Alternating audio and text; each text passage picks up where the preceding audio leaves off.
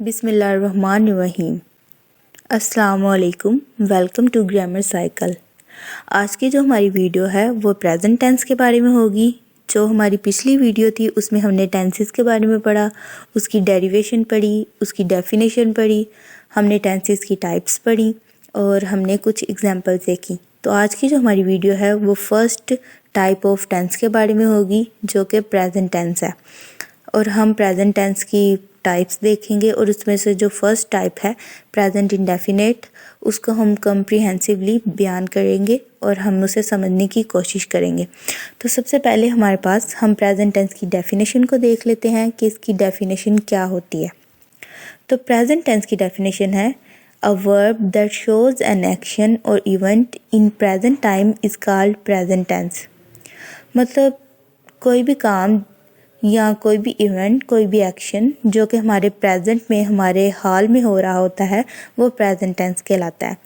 अब हम देखते हैं कि इसकी फॉर्म्स कितनी हैं। फॉर्म्स ऑफ प्रेजेंट टेंस, तो there are 4 forms of present tense. सबसे पहले आती है प्रेजेंट इंडेफिनिट टेंस जिसे हम सिंपल प्रेजेंट टेंस भी कहते हैं। सेकंड है प्रेजेंट कंटिन्यूअस टेंस, थर्ड है प्रेजेंट परफेक्ट टेंस और फोर्थ है प्रेजेंट परफेक्ट कंटिन्यूअस टेंस। तो जो आज की वीडियो में मैं कॉम्प्रिहेंसिवली जिस फॉर्म को बयान करूँगी वो है प्रेजेंट इंडेफिनिट टेंस। और इससे अगली जो 3 फॉर्म्स हैं उन्हें फर्दर अगली वीडियोस में मैं समझाने की और अच्छे से उन्हें डिफ़ाइन करने की कोशिश करूँगी। तो आज की जो वीडियो है इसमें हम प्रेजेंट इंडेफिनिट टेंस को समझेंगे, या इसे सिंपल प्रेजेंट टेंस भी कहते हैं। तो सबसे पहले हम इसकी डेफिनेशन देख लेते हैं कि इसकी डेफिनेशन क्या है। It is use to describe an action that takes place in the present. मतलब ये किसी ऐसे एक्शन को डिस्क्राइब करने के लिए यूज़ होता है जो कि प्रेजेंट में हो। मतलब किसी भी काम का करना या होना अगर मौजूदा ज़माने में हो तो उसे हम प्रेजेंट इंडेफिनिट टेंस कहते हैं या सिंपल प्रेजेंट टेंस भी कहते हैं। तो अब हम आगे देख लेते हैं कि इसकी आइडेंटिफिकेशन क्या है, उर्दू में इसकी आइडेंटिफिकेशन क्या है। तो जैसा कि हम सब जानते हैं कि वो जुमले जिनके आखिर में ता है, ती है, ते है लगता है, उन जुमलों को हम प्रेजेंट इंडेफिनिट कहते हैं और ये इसकी उर्दू में पहचान है।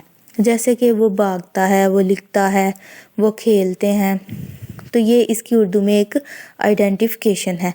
अब हम देख लेते हैं कि इसमें हेल्पिंग वर्ब्स या इन्हें हम दूसरा जो इनके लिए एक हम वर्ड यूज़ करते हैं वो ऑक्सिलरी भी होता है।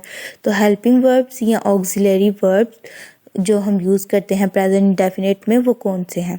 तो 2 हम वर्ब्स हेल्पिंग वर्ब्स को यूज़ करते हैं। एक हमारे पास डू है और दूसरा हमारे पास डज है। डू और डज 2 ही हेल्पिंग वर्ब्स हम प्रेजेंट इंडेफिनिट में यूज़ करते हैं। तो अब हम ये देख लेते हैं कि हम डू को किसके लिए यूज़ करते हैं। तो डू जो यूज़ होता है वो होता है आई के लिए, वी के लिए, यू के लिए, दे के लिए। मतलब जितने भी प्लूरल सब्जेक्ट होंगे उनके लिए हम डू को यूज़ कर लेंगे। और अब हम देखते हैं कि डज किन के लिए यूज़ होता है। Does is used for he, she, it singular subject. मतलब जितने भी सिंगुलर सब्जेक्ट होंगे, ही, शी, इट, किसी का नाम होगा, उनके लिए हम डज को यूज़ करेंगे। तो अब हम ये देखते हैं कि इसमें फॉर्म ऑफ वर्ब कौन सी यूज़ होती है। फॉर्म ऑफ वर्ब जो प्रेजेंट इंडेफिनिट में यूज़ होती है, जो हम जानते हैं कि 3 होती हैं फॉर्म्स ऑफ वर्ब। तो जो हम प्रेजेंट इंडेफिनिट में यूज़ करते हैं, प्रेजेंट में जो हम फॉर्म यूज़ करते हैं वो फर्स्ट फॉर्म होती है। First form of verb is used in all types of sentences. अब आगे देखते हैं कि सेंटेंसेस को इसमें बनाते कैसे हैं और क्या मेथड्स हैं, क्या तरीका है जिसकी वजह से हम इसमें नेगेटिव, इंटरॉक्टिव या इंटरॉक्टिव प्लस नेगेटिव सेंटेंसेस बनाते हैं। How to make sentences. सबसे पहले देखते हैं कि सिंपल सेंटेंसेस को बनाने का क्या तरीका है, इनको बनाने का क्या मेथड है और किस तरह हम इन्हें बनाते हैं। तो इसके लिए जो फॉर्मूला यूज़ होता है वो है subject plus verb plus object. इसका मेथड एक ही है और वो है subject plus verb plus object. तो अब इसमें in simple sentences helping verb is not usually used. अमूमन हम जब सिंपल सेंटेंस बनाते हैं प्रेजेंट इंडेफिनिट के तो इसमें हम हेल्पिंग वर्ब को यूज़ नहीं करते। तो एग्जांपल्स देख लेते हैं ताकि आपको ये लाइन अच्छे से समझ आ जाए कि हम इसमें जो हेल्पिंग वर्ब है उसे यूज़ नहीं करते।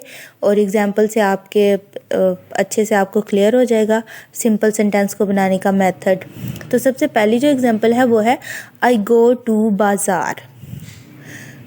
क्योंकि हमने इसमें आई का यूज़ किया जो कि एक प्लूरल सब्जेक्ट है, इसीलिए हमने गो के साथ ईएस का इजाफा नहीं किया। फर्स्ट फॉर्म है गो और इसीलिए हमने इसके साथ ईएस का इजाफा नहीं किया। जो सेकंड एग्जांपल है द फार्मर्स प्लाव। फार्मर्स, अगर एक फार्मर होता तो हम कहते प्लाव्स, लेकिन यहाँ हमारे पास एक से ज़्यादा फार्मर्स हैं, तो ये हमारे पास प्लूरल सब्जेक्ट हो गया, इसलिए हमने इसके साथ एस या एस का इजाफा नहीं किया प्लाव के साथ। थर्ड एग्जांपल है the birds fly in the air. Birds भी ज़्यादा हैं तो इसीलिए हमने फ्लाई के साथ या फ्लाइज नहीं लिखा इधर, क्योंकि बर्ड्स ज़्यादा हैं, हमारे पास सिंगुलर पर्सन नहीं है, यहाँ हमारे पास प्लूरल सब्जेक्ट है, इसलिए हमने इसे फ्लाई को ईएस के बगैर ही लिखा। तो इसकी ये एग्जांपल पूरी है the birds fly in the air. For example है वी सिंग आ सॉन्ग। हम गाना गाते हैं, ये भी हमारे पास वी जोन सा है, ये प्लूरल सब्जेक्ट है, इसीलिए हमने एस या ईएस का इजाफा नहीं किया। अगली लाइन है she washes the clothes. She जो है ये हमारे पास सिंगुलर पर्सन है, तो हमने पीछे पढ़ा था कि इसमें जो भी हम करेंगे शी जो है वो एक सिंगुलर पर्सन है, इसलिए हमने ई या ईएस का इजाफा किया। आगे हम देखते हैं कि नेगेटिव सेंटेंसेस किस तरह बनते हैं, उन्हें बनाने का मेथड क्या है, क्या तरीका है जिससे हम नेगेटिव सेंटेंसेस को बनाते हैं। तो इसका जो फॉर्मूला है वो है सब्जेक्ट प्लस डू और does not plus verb plus object. मतलब सब्जेक्ट होता है, फिर उसके बाद हम हेल्पिंग वर्ब लगाते हैं डू या डज को, उसके साथ नॉट लगाते हैं और प्लस वर्ब हम लगाते हैं और फिर हम ऑब्जेक्ट लगाते हैं। एग्जांपल्स देख लेते हैं ताकि आपके लिए ये अच्छे से क्लियर हो जाए कि इसमें कि ये इसका यूज़ क्या है, इसको कैसे एग्जांपल्स में हम यूज़ करते हैं नेगेटिव सेंटेंस जब बनाते हैं। तो नेगेटिव सेंटेंस में हमें पता है कि नेगेटिव से ही जाहिर हो रहा है कि इसमें नॉट का यूज़ होगा। इसमें उर्दू में हम मतलब अगर इसकी पहचान को देख लें तो इसमें नहीं का यूज़ होगा, इसमें हम जुमलों में हमारे पास नहीं का यूज़ होगा। तो इंग्लिश में अगर हम देखें तो नॉट, जिस जुमले में नॉट आता है मतलब ये नेगेटिव सब्जेक्ट हमारे पास सेंटेंस है। तो सबसे पहली एग्जांपल हम इसमें देख लेते हैं जो है he does not go to बाज़ार। वो बाज़ार नहीं जाता है। तो हमारे पास ही एक सिंगुलर पर्सन था, इसीलिए हमने इसमें अपने पास जो डू है उसके साथ ईएस का इजाफा किया। हमने इधर जो हमारे पास दो हेल्पिंग वर्ब से डू और डज, हमने डू का यूज़ इसीलिए नहीं किया क्योंकि हमारे पास यहाँ एक सिंगुलर पर्सन है और हम जानते हैं कि जब सिंगुलर पर्सन आता है तो उसके साथ हम डज का ही यूज़ करते हैं। सेकंड एग्जांपल है the farmers don't plough, the birds don't fly in the air, we do not sing a song. आगे हम देख लेते हैं कि इंट्रोगेटिव सेंटेंसेस किस तरह बनते हैं, इन्हें बनाने का क्या मेथड है, क्या तरीका है जिसकी वजह से हम इंट्रोगेटिव सेंटेंसेस को बनाते हैं। तो हम इसका सबसे पहले एक फार्मूला देख लेते हैं, एक मेथड देख लेते हैं।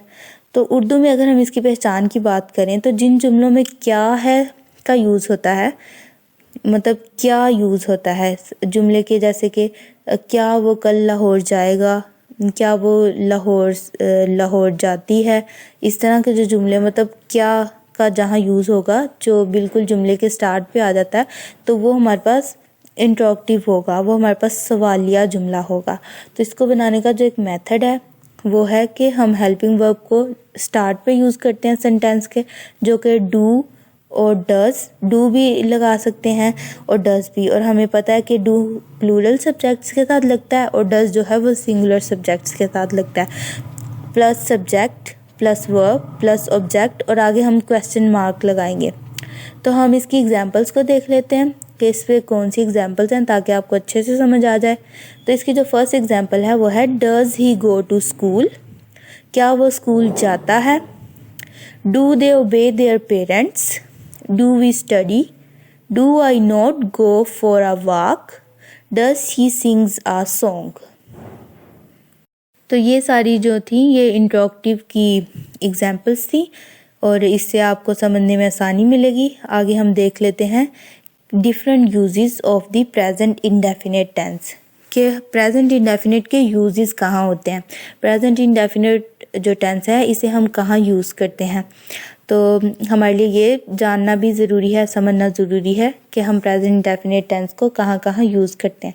तो सबसे पहले इसका जो यूज़ है वो हम देखते हैं। सबसे पहले जो इसका यूज़ है वो है रिपीटेड एक्शंस, मतलब वो काम जो बार बार होते हैं, रिपीटेड एक्शंस, उनके लिए हम इसका यूज़ करते हैं।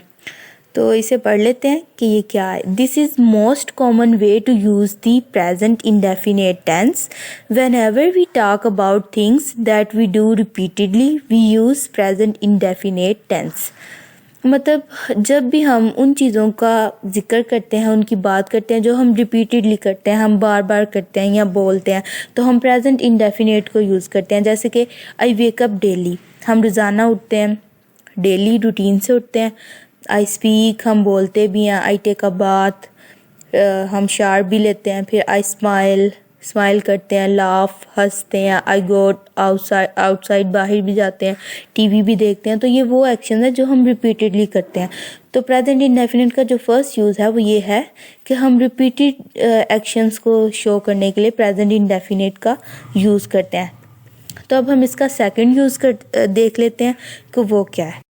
तो जो इसका सेकंड यूज़ है वो ये है यूनिवर्सल फैक्ट्स या ट्रूथ, मतलब जो ऑलरेडी प्रूव होते हैं, जिसके अंदर कोई गुंजाइश नहीं होती, जो ऑलरेडी प्रूव होते हैं, जो फैक्ट्स होते हैं, जो हकीकत होती है और जिसके अंदर हम कोई भी रद्दो बदल नहीं कर सकते, उसे जाहिर करने के लिए भी हम प्रेजेंट इंडेफिनिट का ही यूज़ करते हैं। We commonly use the present indefinite tense to talk about the things that are universal facts, मतलब जो कि हमारे पास already proof है। Here are some examples, अब हम इसकी कुछ examples देख लेते हैं। जैसे कि the sun rises in the east, सूरज मशरिक से तलू होता है और मगरिब में गरूब होता है। तो ये एक यूनिवर्सल फैक्ट है, इसे हम बदल नहीं सकते। और दूसरा है प्लांट्स गिव अस ऑक्सीजन, पौधे हमें ऑक्सीजन देते हैं, ये भी एक यूनिवर्सल फैक्ट है। Water freezes at 0 degree celsius, पानी 0 डिग्री सेल्सियस पे जम जाता है, ये एक यूनिवर्सल फैक्ट है। तो तमाम यूनिवर्सल फैक्ट्स, इस तरह और भी बहुत से यूनिवर्सल फैक्ट्स हैं, और जितने भी यूनिवर्सल फैक्ट्स हैं उन सब के लिए हम प्रेजेंट इंडेफिनिट का यूज़ करते हैं। जैसे कि the sun rises in the east, अब सन जो है वो सिंगुलर पर्सन है और हमने राइज के साथ हमने एस का इजाफा किया तो राइजेस, और ये जुमला बन गया प्रेजेंट इंडेफिनिट का। तो मतलब जितने भी यूनिवर्सल फैक्ट्स हैं जो ऑलरेडी प्रूव हैं, उनको यूज़ करने के लिए, उनको डिफ़ाइन करने के लिए हम प्रेजेंट इंडेफिनिट का यूज़ कर लेते हैं। अब जो थर्ड है वो है लाइक्स एंड डिसलाइक्स। लाइक्स और डिसलाइक्स जो होती हैं उनको भी जाहिर करने के लिए हम प्रेजेंट इंडेफिनिट का यूज़ करते हैं। मतलब जो चीज़ें हमें पसंद हैं या जो चीज़ें हमें नहीं पसंद, पसंदीदगी या नापसंदीदगी को जाहिर भी हम प्रेजेंट इंडेफिनिट से करते हैं।